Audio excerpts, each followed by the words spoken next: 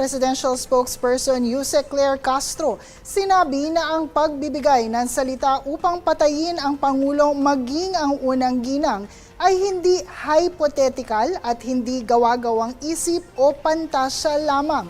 Ito ang reaksyon ni Castro sa pahayag ni dating Presidential Spokesperson Attorney Sal Panelo sa pahayag ni VP Sara Duterte na kumausap na siya ng papatay at ito ay tanging hypothetical at conditional lamang at hindi threat. Ang pagbibigay po ng salita na kumausap na siya ng tao para patayin ang Pangulo, ang unang ginang at ang dating House Speaker, hindi po ito hypothetical.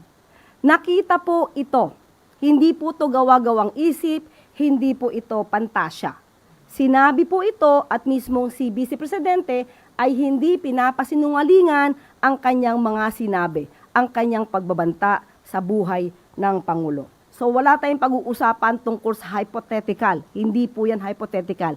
Dahil mismo si Vice Presidente ang nagsabing, no joke, no joke.